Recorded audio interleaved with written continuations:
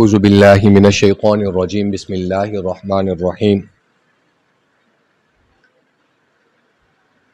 ارباب علم و بصیرت معزز سامعین، سورۃ البقرہ کا 14واں رکوع، اس کی کچھ آیات کا ترجمہ اور تفسیر آپ سماعت فرما چکے ہیں۔ اب 14ویں رکوع کو اس کا بقیہ حصہ اس کو آج ہم کنٹینیو کریں گے۔ یہاں سے تحویل قبلہ کی بنیاد اور اس کی تمہید باندھی جا رہی ہے۔ تحویل قبلہ بنیادی طور پر اس وقت بھی حساس ترین معاملہ تھا، اور جہت قبلہ اور اس موضوع پر جو بحث ہے وہ آج بھی حساس ترین عنوانوں میں سے ایک عنوان ہے۔ ارباب علم و بصیرت اس دور میں بھی جو لوگ بیت المقدس کو اور یروشلم کو قابل عزت اور قابل تکریم اور ان کی دلچسپی ان میں تھی، وہ سمجھتے تھے ان کے لیے بیت اللہ جو تھا اس کو ایکسپٹ کرنا یا اس کو قبول کرنا ایک بہت ہی حد سے زیادہ ایک سینسٹیو ایشو تھا۔ اسی طریقے کے ساتھ رسول اللہ صلی اللہ تعالی علیہ وسلم کو بیت اللہ اور مکہ مکرمہ کے ساتھ انسیت اور محبت تھی۔ بیت اللہ ابراہیم علیہ السلام اور حضرت اسماعیل علیہ السلام نے تعمیر کیا۔ ارباب علم و بصیرت مدینہ میں آنے کے بعد 16 مہینے رسول اللہ صلی اللہ تعالی علیہ وسلم نے بیت المقدس کی طرف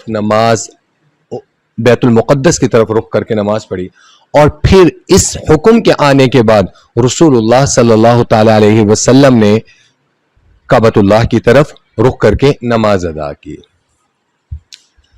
اب اسی چیز کو کہا جا رہا ہے وَلِلَّهِ الْمَشْرِقُ وَالْمَغْرِبُ، مشرق اور مغرب اللہ ہی کے لیے۔ ارباب علم و بصیرت اس میں کوئی دو رائے نہیں ہے۔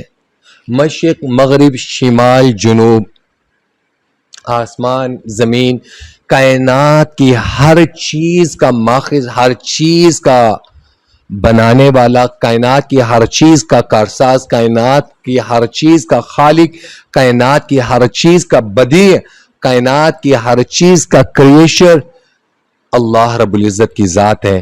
اللہ رب العزت کی ذات جو ہے وہ کسی جہت کی محتاج نہیں ہے۔ ایک بات، ہمارا اب جو جملہ کہنے لگا ہوں یہ انتہائی اہم ترین جملہ ہے، آپ اس کو بے شک نوٹ کر لیں۔ ہمارا مسجود اللہ رب العزت کی ذات ہے، ہمارا مسجود کعبۃ اللہ نہیں ہے۔ ہم سجدہ اللہ رب العزت کی تکریم اور اللہ رب العزت کی الوہیت، اللہ رب العزت کے خالق اور لائق عبادت ہونے کو ہم کرتے ہیں، نہ کہ ہم کعبۃ اللہ کو سجدہ کرتے ہیں۔ ہمارا مسجود کعبۃ اللہ نہیں ہے، ہمارا مسجود اللہ ہے۔ ٹھیک ہے، وَلِلَّهِ الْمَشْرِقُ وَالْمَغْرِبُ، مشرق اور مغرب اللہ ہی کی جہتیں ہیں۔ اب ایسا نہیں ہے کہ میں مشرق کی طرف منہ کر کے نماز پڑھ رہا ہوں اور میں یہ سوچوں کہ اللہ یہاں موجود نہیں ہے، اللہ تو صرف مغرب میں موجود ہے۔ اب معاذ اللہ ثم معاذ اللہ جہت سے ما الورا ہے۔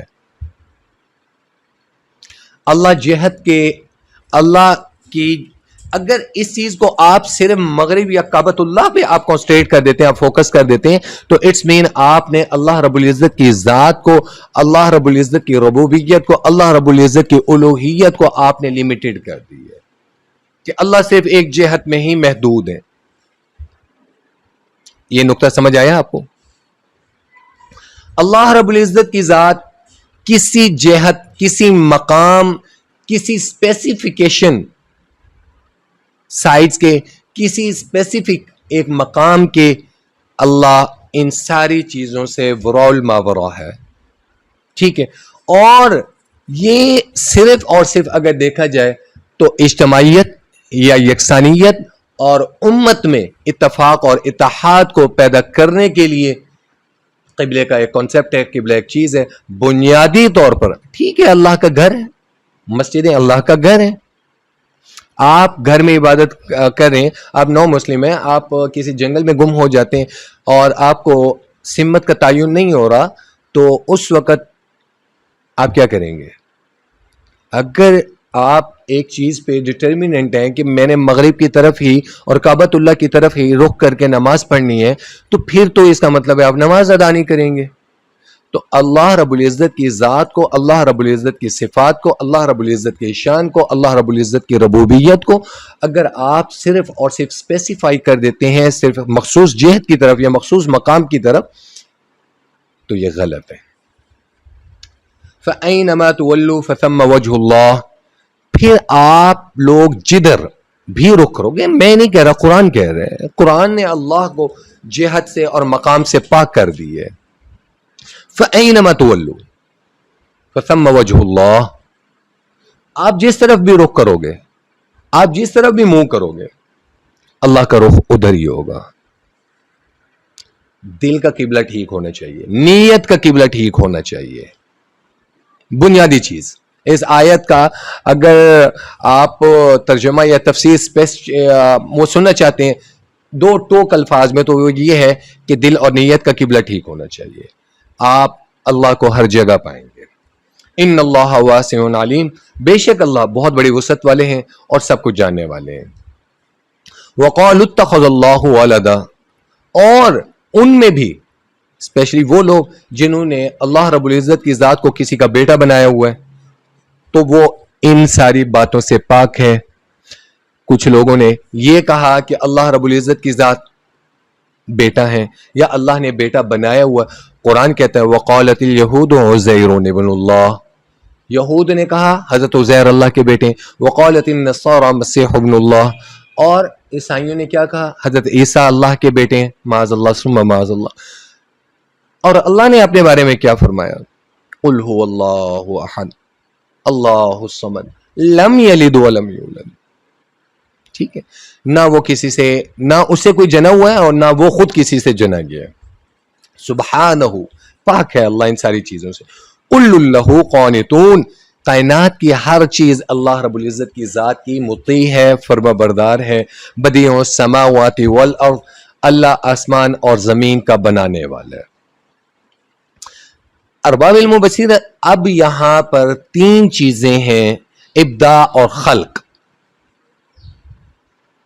الذی خلق سبع سماوات طباقا, سورۃ الملک کی آیت. الذی خلق, جس نے بنایا, سبع سماوات, 7 آسمان. یہاں پہ لفظ کیا استعمال ہو رہا ہے؟ خلق. اب یہاں پہ لفظ کیا استعمال ہو رہا ہے؟ بدیع السماوات والارض, وہ دنیا کا پیدا کرنے والا ہے آسمان اور زمین کا. بدیع السماوات والارض, بنانے والا ہے آسمان اور زمین کا, وہ نیا پیدا کرنے والا ہے. ارباب علم و بصیرت, یہاں پر 3 بیسیکلی الفاظ ہیں جن کو مفسرین یا علماء ان تینوں الفاظ کو ایک ہی میننگ میں سمرائزڈ کر دیتے ہیں. ابداع, خلق اور تدبیر. ابداع سے مراد وہ چیز ہے کسی چیز کو وجود میں لانا, جس کو آپ کہہ سکتے ہیں جیسے کریشن ہے, اللہ نے یہ چیز کریٹ کی, اللہ نے چاند ستارے کریٹ کیے. اللہ رب العزت کی ذات نے جو چیز کریٹ کی جاتی ہے اس کا جو بیسک مادہ ہوتا ہے وہ نہیں ہوتا. یہ چیز کیا کہلائے گی؟ یہ ابداع کہلائے گی. اور اسی طریقے سے اگلی چیز ہے خلق. خلق میں اور ابداع میں بنیادی طور پر فرق کیا ہے؟ جو ابداع کے لیے کسی چیز کو بنانے کے لیے جو مادہ ہوتا ہے وہ درکار نہیں ہوتا. جیسے آسمان بنا دیا, زمین بنا دیا, تو اللہ رب العزت کی ذات نے اس کو کریٹ کیے. اس کا جو بیسک مٹیریل ہے وہ چیز نہیں ہے. خلق اس کی ڈیفینیشن یہ بنے گی کہ کسی چیز کو دو چیزیں ان کے ساتھ دو یا دو سے زائد چیزوں کو آپس میں ملا کر اس چیز کی جو تخلیق کی جاتی ہے اس کا وجود جو ہے وہ ایگزسٹ کرتے ہیں چند چیزوں پر. مثلا اولم یرى الانسان انا خلقناه من نطفہ, ہم نے انسان کو بنایا ہے کس سے؟ نطفے سے. آدم علیہ الصلوۃ والسلام کو اللہ نے بنایا, خلقتہ من نار وخلقتہ من طین. شیطان کو اللہ نے کس سے بنایا؟ من نار, آگ سے. خلقتہ, یہ ہو ضمیر کس کی طرف ہے؟ آدم علیہ الصلوۃ والسلام کی طرف ہے. تو اس کو کس کے ساتھ بنایا؟ من طین, مٹی سے. آدم کی تخلیق کے لیے مٹی ضروری ہو گئی. فرشتوں کو اللہ رب العزت کی ذات نے نور سے پیدا کیا. تو ابداع بدیع السماوات بنایا, تو اس کے لیے یہ اللہ کی کریشن ہے. خلق مادے کا وجود ہے. آدم کو مٹی سے بنایا, فرشتوں کو نور سے بنایا, یہ چیز آ گئی. اسی چیز کو اگر دیکھا جائے جیسے جنات کو آگ سے بنایا, اب اسی چیز کو بدیع وہ ذات ہے جو مادہ تخلیق کے بغیر ایک نئی کائنات اللہ پیدا فرما دیتے ہیں. ٹھیک ہے. مثلا اب اس کو دنیاوی طور پہ میں آپ کو اس کو ایکسپلین کر دیتا ہوں. ہم کہتے ہیں نا کہ یہ بدعت ہے.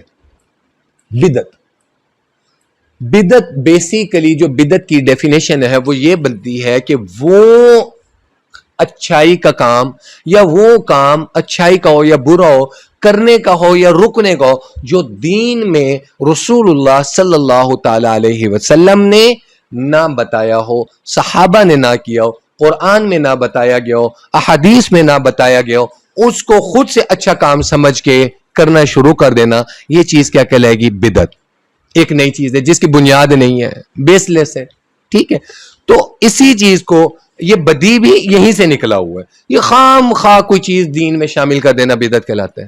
اور اس کے بعد یا تو یہ کہہ دینا کہ بھائی دیکھو اچھائی کا کام ہے تو اس لیے کر رہے ہیں. مثلا آپ کو اس کی چھوٹی سی مثال میں دیتا ہوں کہ رسول اللہ صلی اللہ تعالی علیہ وسلم نے جنازے کے بعد دعا نہیں فرمائی. ہم لوگ دعا کرنا شروع کر دیں, ہم یہ کہیں کہ بھائی دیکھو کام تو اچھے ہے نا.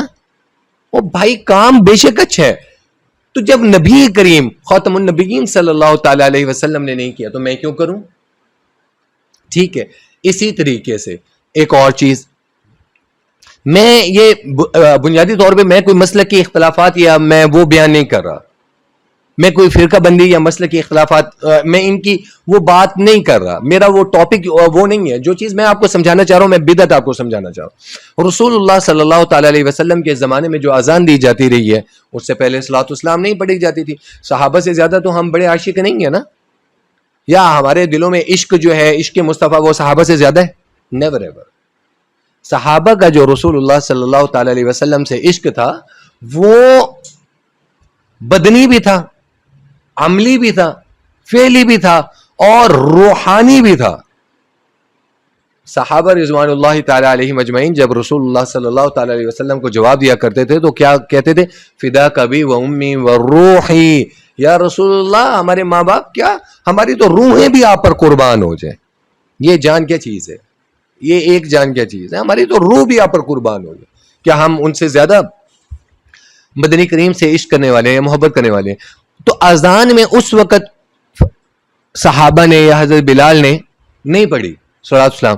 آج لوگ پڑھنا شروع کرتے ہیں. اب جب ان سے بات کریں گے تو کہیں گے بھائی درود شریف ہی تو پڑھ رہے ہیں نا, کوئی غلط چیز تو نہیں پڑھ رہے نا, ثواب کا کام ہے. تو میں ان سے کہہ دیتا ہوں کہ بھائی آپ ایک کام کرو, فجر کی رکعت میں, ہر رکعت میں کتنے سجدے ہیں؟ 2 سجدے نا. تو 2 سجدوں میں آپ ایک کام کرو, 3 سجدے کر لیا کرو. 3 ایک رکعت میں, 3 دوسری رکعت میں, 6 سجدے کرو. سجدے سے بڑی عبادت ہے نہیں ہے نا. تو اچھی عبادت ہے, اچھا کام ہے. آپ فوراً کہو گے کافر ہو گئے ہو, نبی نے 2 سجدے کیے ہیں تو میں بھی 2 ہی کروں گا, میں 3 کیوں کروں؟ میں کہتا ہوں بھائی سجدہ کرنا تو اچھی بات ہے, کرو. وہاں پر آپ کہتے ہیں کہ نبی نے یہ کام کیے، تو میں بھی تو یہی کہہ رہا ہوں کہ بدعت وہ چیز ہے جو دین میں بنیاد نہیں رکھتی اور خود سے گھڑ دی جائے تو یہ بدعت کہلاتی ہے. ٹھیک ہے. وَإِذَا قَضَىٰ أَمْرًا فَإِنَّمَا يَقُولُ لَهُ كُن فَيَكُونُ، اور جب وہ کسی معاملے کا فیصلہ فرماتے ہیں تو اللہ کیا کہتے ہیں؟ کن، ہو جا، تو وہ چیز ہو جاتی ہے. اور یہ اذا قضا، اور یہ جو چیز ہے نا اذا قضا، اللہ فیصلہ فرماتے ہیں، اللہ محتاج نہیں ہے، اللہ ٹھان لیتے ہیں. اب یہاں پر ارباب علم و بصیرت اس آیت کو اگر تھوڑا سا، جو شروع میں نے آپ کو کہا ہے تمہید باندھی کہ اللہ جہت کے اور مقام کے محتاج نہیں ہے، تو اسی طریقے سے وَإِذَا قَضَىٰ أَمْرًا، اللہ جب ارادہ فرماتے ہیں، ارادہ کہ یہ چیز ہونی ہے. قاضی فیصلہ فرماتا ہے، قاضی فیصلہ کرتے ہیں نا، قضا فیصلہ کرنا، ارادہ کرنا. امرن فإنما يقول له کن فیکون. اسی طریقے سے سورۃ الیاسین میں کیا کہا؟ انما امرہ اذا اراد الشیء ان یقول له کن فیکون. یہ دو آگے جب آئیں گی وہ صورتیں اور وہ آیات تو ان کی تفسیر انہی کے ساتھ. وقال الذین لا يعلمون، اور کہا ان لوگوں نے جو علم نہیں رکھتے. یہاں پر اب مشرکین مکہ مخاطب ہے. لولا یکلمنا اللہ او تأتینا آیہ، کیوں نہیں آپ ہم سے وہ بات کرتے یا وہ نشانیاں دیتے جو اللہ نے، کہ اللہ ہماری طرف آ جائے. اب یہاں پر مشرکین مکہ نے رسول اللہ صلی اللہ تعالی علیہ وسلم سے وہ باتیں کرنا شروع کر دی تھی کہ بھائی دیکھیں حضرت عیسیٰ کے معجزات بھی ہیں، آپ کے معجزات بھی ہم نے دیکھے. حضرت عیسیٰ مردوں کو زندہ کر دیتے تھے، نابینا کو ٹھیک کر دیتے تھے. حضرت موسیٰ نے اپنی امت اور اپنی قوم کو معجزات دکھائے، اور حضرت عیسیٰ نے اپنی امت اور قوم کو معجزات دکھائے. ہر نبی کے دور میں مختلف معجزات اور وہ رہی ہیں، تو آپ بھی ہمیں معجزات دکھائیں تاکہ ہم ایمان لے آئیں. بیسیکلی اس کی جو تفصیل ہے وہ سورۃ الانعام میں اور سورۃ البنی اسرائیل میں آئے گی، تو اس پہ ڈیٹیل میں بات کروں گا. وقت کی قلت کے باعث جو اس آیت کی تفسیر بنتی ہے اور اس آیت کا سیاق و سباق بنتا ہے وہ آپ کو بتا رہا ہوں. کذالک قول الذین من قبلہم مثل قولہم، اسی طرح کی باتیں ان سے پہلے بھی قومیں اور لوگ کیا کرتے تھے. کذالک قول الذین، اسی طریقے سے کہتے تھے وہ لوگ، من قبلہم، اس سے پہلے، مثل قولہم، اسی طرح کی باتیں. تشابہت قلوبہم، ان کے جو دل ہے نا یہ ایک دوسرے کی مشابہت اختیار کر گئے. مثلا یہ تو مشرک ہے، تو جو یہود تھے وہ بھی تو مشرک ہو گئے تھے نا. شرک کس میں کیا تھا؟ شرک فی رسالت کیا تھا. رسول اللہ صلی اللہ تعالی علیہ وسلم کو تسلیم کرنے سے انکار کر دیا گیا تھا، جبکہ تورات میں اور انجیل میں واضح نشانیاں موجود تھیں. تو یہاں پر اللہ رب العزت کی ذات کہہ رہے ہیں انہوں نے بھی، یہود نے بھی حضرت موسیٰ علیہ السلام سے سیم اسی طرح کا قول سورۃ البقرہ کے ابتدائی 5ویں رکوع کے بعد میں آپ سے پڑھا چکا ہوں کہ کہا تھا کہ ہم اللہ کو اس وقت مانیں گے کہ جس وقت آپ ہمیں تورات پر اللہ کے پاس لے کر جائیں گے، اور ہم دیکھیں گے کہ اللہ کیسے آپ کو تورات دیتے ہیں اور اللہ آپ سے کیسے مخاطب ہوتے ہیں.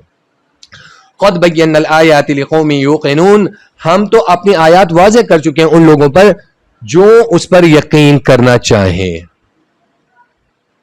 ٹھیک ہے. اللہ نے کہا میں نے کھلا دین، کھلی نشانیاں اپنی آیات بتا چکا ہوں. انا ارسلناک بالحق، اے مدنی کریم، اے پیغمبر، اے نبی، اے محمد رسول اللہ صلی اللہ تعالی علیہ وسلم، ہم نے آپ کو بھیجا. ارسلناک، اے رسول ہم نے آپ کو بھیجا ہے، بالحق، حق کے ساتھ، بشیرا و نذیرا، آپ ان کو خوشخبری بھی دیں اور ان کو ڈرائیں بھی. صحیح.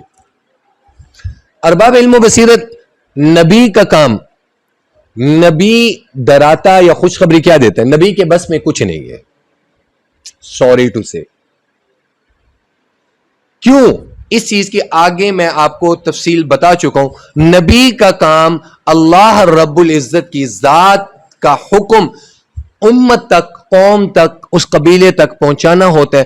نبی کا کام اللہ کا احکام پہنچانا، نبی کا کام اللہ کی حکمت اور دانائی بیان کرنا، اللہ کی نشانیاں بتانا، نبی کا کام تزکیہ نفس کرنا، نبی کا کام امت کو، ان کے دلوں کو، ان کے قلوب کو شرک سے پاک کرنا اور اللہ کے ساتھ جوڑنا.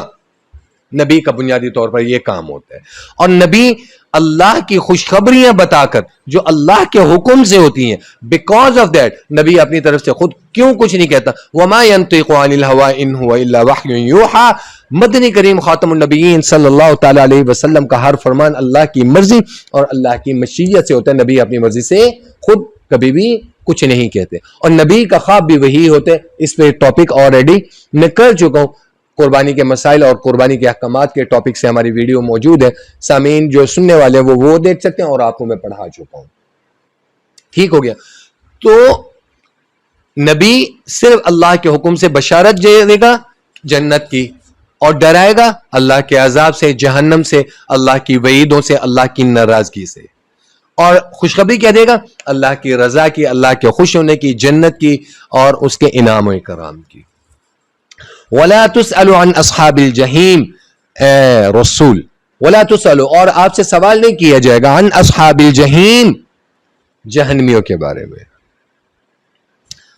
اب تھوڑی سی اسی آیت میں تھوڑا سا اگر آپ غور فرمائیں تو میں نے آپ سے ایک بات کی ہے کہ نبی کریم صلی اللہ تعالی علیہ وسلم کا کام, ہر نبی کا کام, ہر رسول کا کام, not only holy prophet peace be upon him, Muhammad peace be upon him صلی اللہ تعالی علیہ وسلم, only یہ نہیں, ہر نبی اور رسول کا کام کیا ہے؟ بالحق بشیرا ونذیرا, حق لے کر آنا, حق کو پہنچا دینا, اور اس کے بعد جنت جہنم سے یا خوشخبری سے یا عذاب اور وعید سے ڈرانا. اور ولا تسألوا, اور تجھ سے سوال نہیں کیا جائے گا, عن اصحاب الجحیم, اہل جہنم کے بارے میں. آپ کا کام ہے پہنچا دینا. اب اس پر وہ ایمان لاتے ہیں یا نہیں لاتے, اس پر وہ ایمان رکھتے ہیں یا نہیں رکھتے, اور اس چیز کو وہ حق مانتے ہیں یا نہیں مانتے, آپ کا کام ہے پہنچا دینا. آپ زبردستی ان کے دلوں میں, ان کے قلوب میں آپ ایمان کو نہیں ٹھونس سکتے. بنیادی طور پر اس کا یہ مطلب ہے. اب آپ مکی دور میں دیکھ رہے ہیں, رسول اللہ صلی اللہ تعالی علیہ وسلم نے اللہ رب العزت کی ذات سے دعا فرمائی تھی کہ نہیں فرمائی تھی؟ یا اللہ مجھے عمر بن خطاب یا عمر بن ہشام, دونوں عمر میں سے ایک عمر نصیب فرما. آپ نے دعا فرمائی تھی.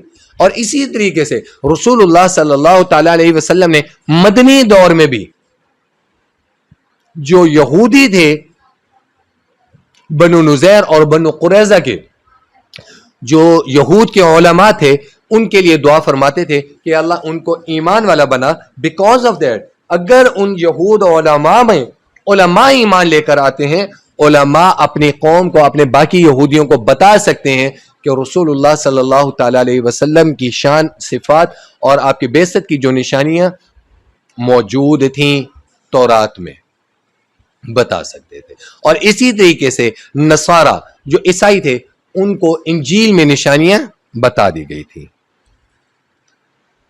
وَلَن تَرْضَىٰ عَنْكَ الْيَهُودُ وَلَا النَّصَارَىٰ حَتَّىٰ تَتَّبِعَ مِلَّتَهُمْ, اے نبی آپ کسی مغالطے میں نہ رہیے, یہ ہرگز راضی نہیں ہوں گے آپ سے, چاہے وہ یہودی ہیں چاہے وہ نصرانی ہیں.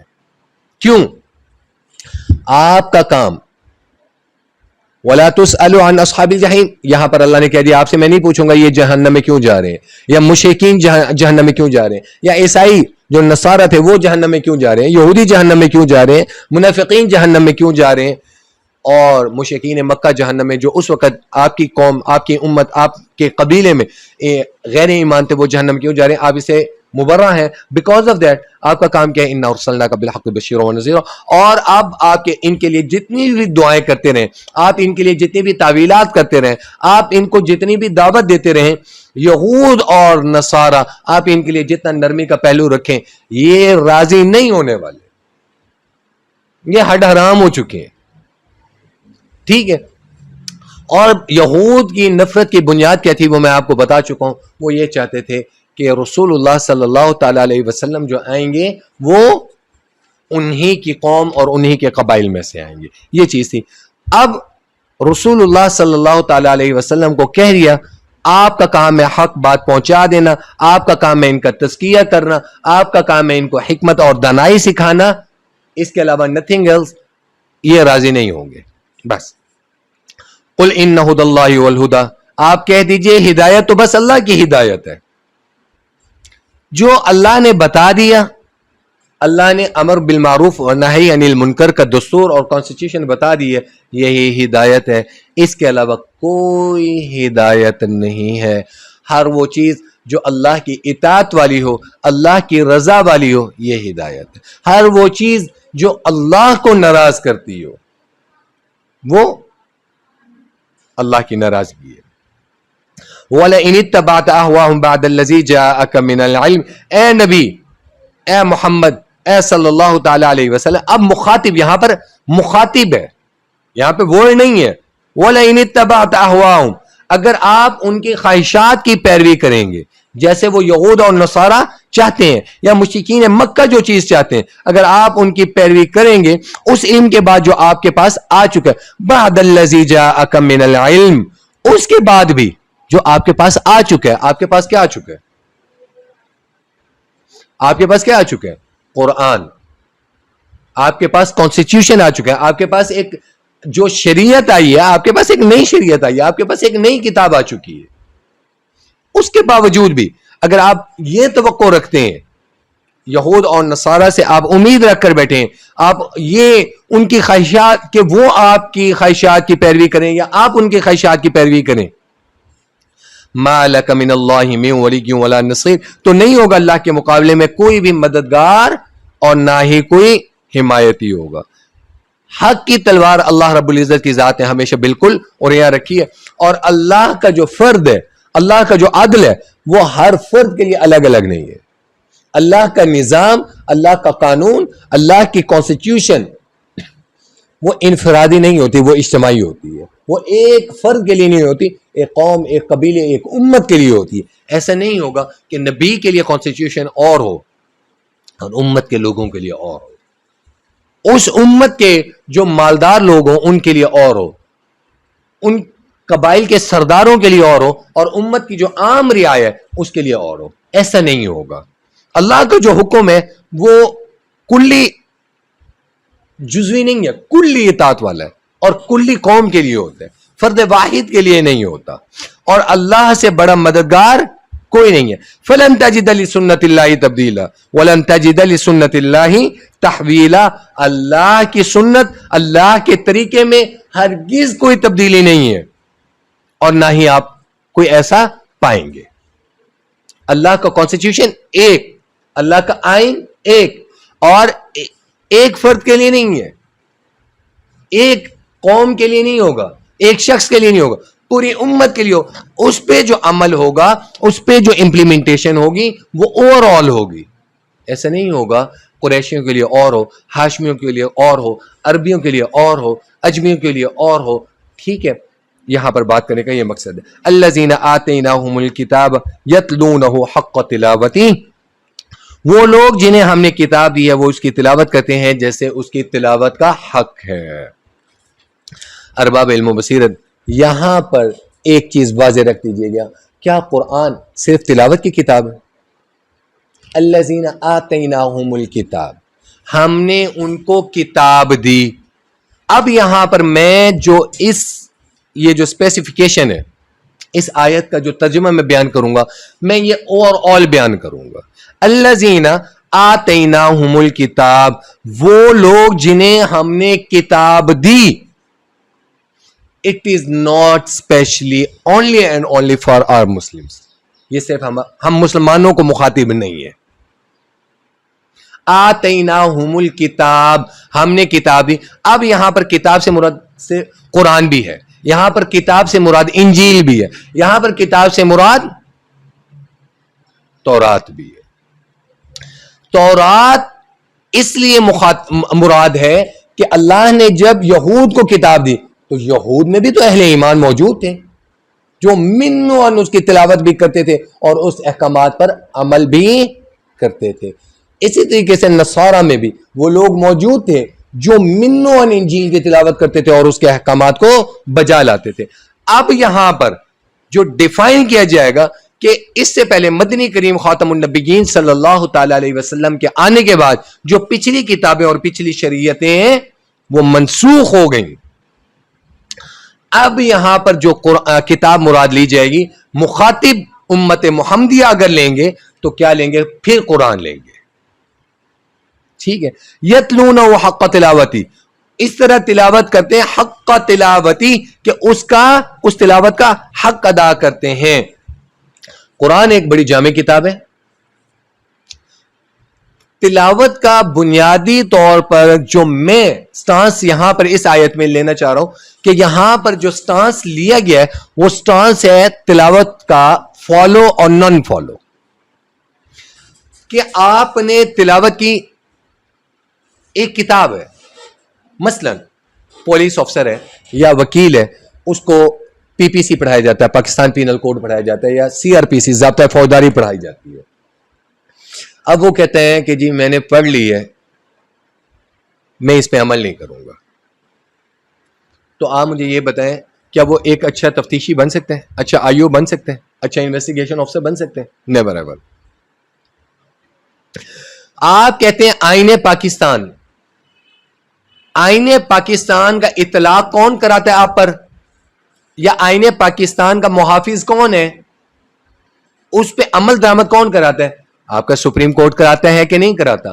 تو اسی طریقے سے آپ نے آئین پاکستان پر عمل کیا کریں. آپ نے بہت سے لوگوں نے آپ نے پڑھا ہی نہیں ہوگا کہ آئین پاکستان میں آپ کو پتہ نہیں ہے کہ آپ کے بنیادی حقوق ہے، لیکن ہم کہتے ہیں کہ ہم 1973 کے آئین کو فالو کرتے ہیں. تو سیم ایز ہیئر یتلونہ حق تلاوتی سے مراد کیا ہے کہ ہم ان آیات کو، ان نشانیوں کو اس کتاب میں جو کانسٹیٹیوشن دیا گیا کیا ہم اس کو فالو کرتے ہیں یا نہیں کرتے.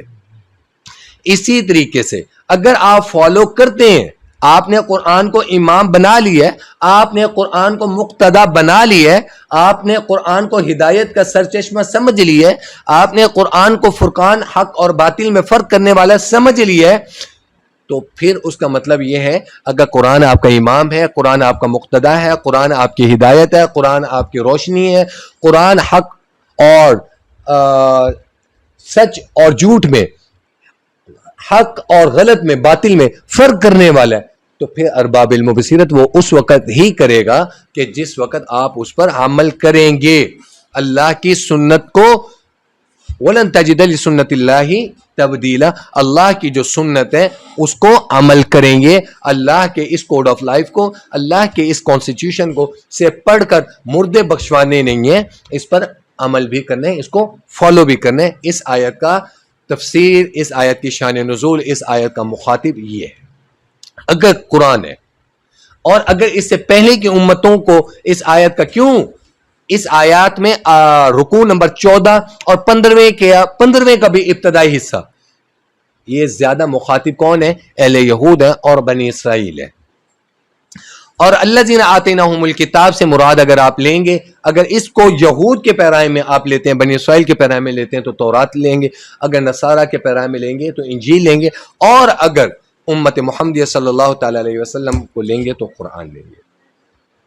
کیونکہ اللہ رب العزت کی ذات نے خود فرمایا تھا وَجْعَلُ لِي إِمَامًا وَنُورًا وَهُدًى وَرَحْمَةً، ہم نے اس قرآن کو میرے لیے، رسول اللہ صلی اللہ تعالی علیہ وسلم نے کیا فرمایا تھا؟ امام بنا، روشنی بنا اور ہدایت بنا. اولئک یؤمنون بہ، یہی وہ لوگ ہیں جو اس پر ایمان رکھتے ہیں. ایمان کیا رکھتے ہیں؟ صرف تلاوت نہیں کرنی، اس کی پیروی بھی کرنی ہے، اس کی اطاعت بھی کرنی ہے. یہی لوگ اہل ایمان ہیں جنہوں نے کتاب کا حق ادا کر دیا. اور کتاب کا حق کیسے ادا ہوگا وہ میں آپ کو اسی آیت میں بتا چکا ہوں. وَمَن يَكْفُرْ بِهِ فَأُولَٰئِكَ هُمُ الْخَاسِرُونَ، جو اس کا کفر کرے گا یہی لوگ خسارے والے ہیں. کفر کیا کرے گا؟ آپ کے نزدیک کفر کرنا کیا ہے؟ آپ کیا کہہ دو گے؟ میں قرآن کو نہیں مانتا یا اللہ کی آیات کو نہیں مانتا. کفر کرنے سے مراد یہ ہے کہ اللہ کے جو احکامات ہیں ان پر عمل نہ کرنا، ان آیات کا انکار ہے. وہ حضرت جی مثال دیا کرتے ہیں، وہ کہتے ہیں پوتراسی بچڑا آسی، سیکی کی مثال ہے، پوتراسی بچڑا آسی روٹی گھر ون کھاسی. اللہ کی کتاب بھی عجیب مانتے ہیں، معاذ اللہ کافر تھوڑے ہیں. او اچھا، قرآن بڑی عزت کرتے ہیں جی، بڑا اکرام کرتے ہیں، ٹھیک ہے، کبھی پڑھا بھی ہے؟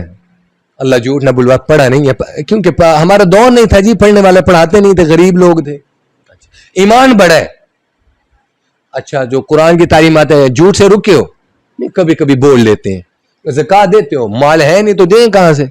اچھا، سود بھائی نظام کا حصہ ہے، اس کے بغیر کاروبار کیسے چلے گا؟ ٹرانزیکشن کیسے ہوگی؟ امپورٹ ایکسپورٹ کیسے ہوگی؟ تو پھر ایمان کیا رہ گیا؟ یہ چیز ہے وَمَن يَكْفُرْ بِاللَّهِ فَأُولَٰئِكَ هُمُ الْخَاسِرُونَ، یہی لوگ خسارے والے ہیں.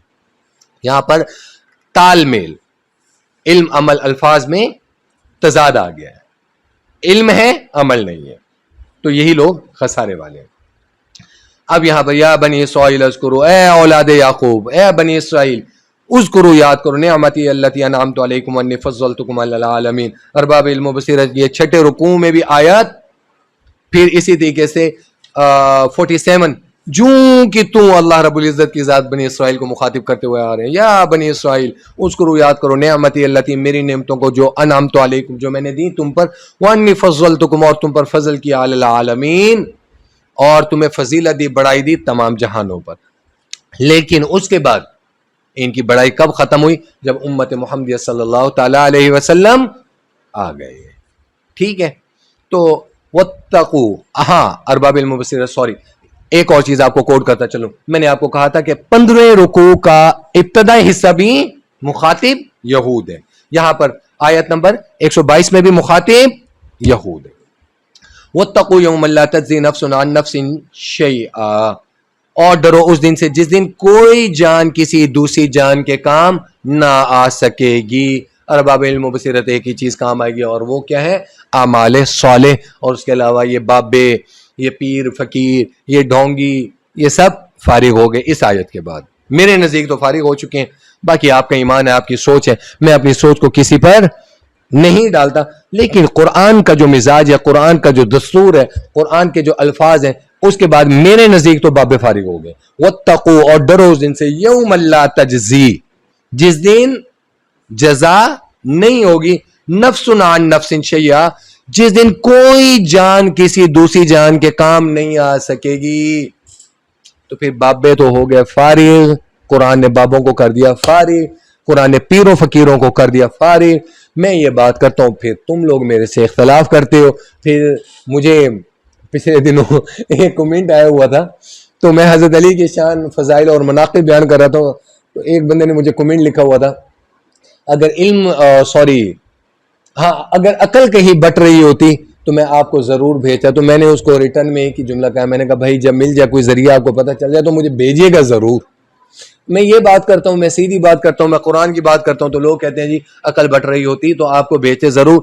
تو بھائی اگر مجھے عقل بھیج کے آپ کو سکون ملتا ہے تو ضرور بھیجو، لیکن میں تو قرآن کی تفسیر بیان کر رہا ہوں، قرآن کا لفظ بلفظ ترجمہ آپ کو بتا رہا ہوں۔ میں اپنی طرف سے، میں تو الٹا ان مولویوں کے بھی خلاف ہوں جو قرآن کے ترجمہ اور تفسیر کو اپنے مطلب کا لیفٹ رائٹ لے کے جاتے ہیں۔ میں تو ورڈ ٹو ورڈ لے کر چلنے کا عادی ہوں۔ ابھی الذین آتیناہم الکتاب میں نے آپ کو ورڈ ٹو ورڈ بیان کیا، میں نے وہ بیان نہیں کیا کہ یہاں پر کتاب سے مراد صرف قرآن ہے۔ اگر یہاں پہ مخاطب بنی اسرائیل ہے تو پھر ان کی کتاب تورات تھی، اگر یہاں پہ مخاطب نصارہ ہیں تو ان کی کتاب انجیل تھی، اگر یہاں پر مخاطب امت محمدیہ ہے تو کتاب کس معنی میں آئے گا؟ قرآن میں۔ وَلَا يُقْبَلُ مِنْهَا عَدْلٌ، اللہ تو فدیہ بھی قبول نہیں کرے گا اس دن۔ وَلَا يُقْبَلُ مِنْهَا شَفَاعَةٌ، یہاں پر اسی سورۃ البقرہ میں چھٹے رکوع میں اللہ رب العزت کی ذات نے چھٹے اور ساتویں میں کیا کہا تھا؟ وہاں پر ایک لفظ آیا تھا وَلَا يُقْبَلُ مِنْهَا شَفَاعَةٌ، اِذَّات تھا۔ یہ آیت جو تھی نا، یہ جو الفاظ تھے یہ زیادہ تھے، جو کہ یہاں پر نہیں ہے۔ یہاں پر کیا لکھا ہوا ہے؟ وَلَا يُقْبَلُ مِنْهَا عَدْلٌ، اس دن اللہ کوئی فدیہ قبول نہیں کریں گے۔ وَلَا تَنفَعُهَا شَفَاعَةٌ، اور اس دن کسی کی اللہ سفارش بھی قبول نہیں کریں گے۔ اب یہاں پر یہ جب اس آیت کو مکمل دیکھتے ہیں، وَاتَّقُوا يَوْمًا لَا تَجْزِي نَفْسٌ عَن نَفْسٍ شَيْئًا وَلَا يُقْبَلُ مِنْهَا عَدْلٌ وَلَا تَنفَعُهَا شَفَاعَةٌ، جب اس آیت کو مکمل دیکھتے ہیں تو دنیاوی طور پر جو لوگ کہتے ہیں کہ فلاں بندہ، فلاں پیر صاحب یا فلاں بزرگ جو ہیں وہ ہماری بخشش کا ذریعہ بنیں گے یا ہماری سفارش کریں گے، یا یہ لوگ اللہ کے حضور ہماری سفارش کریں گے، تو قرآن نے ان کو فارغ کر دی ہے۔ ٹھیک ہے، وَلَا هُمْ يُنصَرُونَ، اور انہیں کسی بھی قسم کی مدد حاصل نہیں کی جائے گی۔ ارباب علم و بصیرت، جو چھٹے رکوع کی جو دوسری آیت ہے اس آیت کو اور 14ویں رکوع کی اس آیت کا جو اختتام ہے، اختتامیہ سیم ہے۔ یہاں پر اللہ رب العزت کی ذات نے مشرکین کو بھی کہہ دیا، یہود کو بھی کہہ دیا، نصارہ کو بھی کہہ دیا۔ مشرکین کہتے تھے نا کہ لات، منات، عزا یہ جو ہیں یہ اللہ کے اور فرشتے اللہ کی بیٹی ہیں، یہ ہم نے ان کے اسکیچز بنا رکھے ہیں، تو یہ لوگ اللہ کے حضور ہماری سفارش کریں گے۔ ٹھیک ہے، اسی طریقے سے یہود کہتے تھے ہم تو اللہ کی اولاد ہیں، اللہ چند دن کے لیے ہمیں جہنم میں ڈالیں گے۔ نصارہ کہتے تھے حضرت عیسیٰ اللہ کے بیٹے ہیں، وہ ہماری سفارش کریں گے، تو اللہ نے اس آیت کے اندر ہر چیز کی تردید فرما دی ہے۔ اللہ رب العزت کی بارگاہ سے دعا ہے اللہ رب العزت کی ذات جو پڑھا ہے قبول فرمائے، اللہ رب العزت کی ذات علم اور عمل کرنے کی توفیق نصیب فرمائے، اللہ رب العزت کی ذات مدنی کریم خاتم النبیین صلی اللہ تعالیٰ علیہ وسلم کو اس کا ثواب بطور ہدیہ پیش کرتے ہیں، اللہ قبول فرمائے، اور جتنے ہمارے عزیز و اقارب اور جتنے مسلمان مرد عورت وفات پا چکے ہیں اللہ اس کا ثواب ان سب کو پہنچا دیں۔ یا وجیہ الدین والکرم وحلیف العلم